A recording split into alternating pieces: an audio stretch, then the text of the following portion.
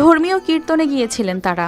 রাত ভোর ভক্তিমূলক আয়োজন শেষে ফিরছিলেন বাড়িতে, কিন্তু ভোর রাতের অন্ধকার বদলে দেয় তাদের সবটা।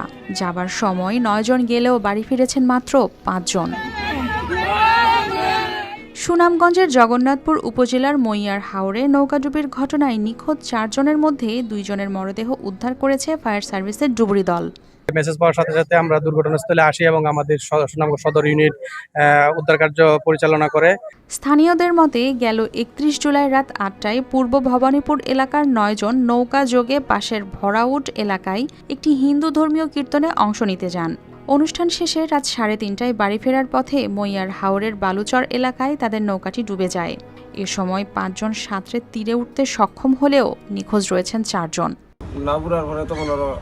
আর তো কেউ খোঁজ নাই, যে নিজের যান বাঁচানি করা বলছে না, কোনো জ্বর না না আখতা ধরে হালকাটা ইংলাইছে বাতাসর আইও মানে পানি আমারও নাউডু বাইলিছে।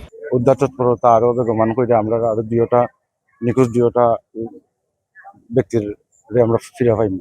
এ পর্যন্ত 2 জনের মরদেহ উদ্ধার করা হলেও বাকিদের খুঁজতে অব্যাহত রয়েছে উদ্ধার অভিযান। টাওয়ারটা বেশি বড় হওয়ার কারণে নির্দিষ্ট কোনো লোকেশন না দেওয়াতে আমরা ডুবুরিরা লাশগুলা পাই নাই। পরবর্তীতে 2টা লাশ 2 জায়গায়, একজন অরূপ দেবনাথ নামে এবং সতী দেবনাথ, 2 জন, একজন সকালে একজন কিছুক্ষণ পূর্বে বেশি ওঠে, যা এলাকার জনতা কর্তৃক উদ্ধার করে নৌকা দিয়ে নিয়ে আসে। এখনো আমাদের উদ্ধার কার্য পরিচালনা আছে, আমাদের ডুবুরি ইউনিট এখনো তাদের উদ্ধার কার্যক্রম পরিচালনা করছে।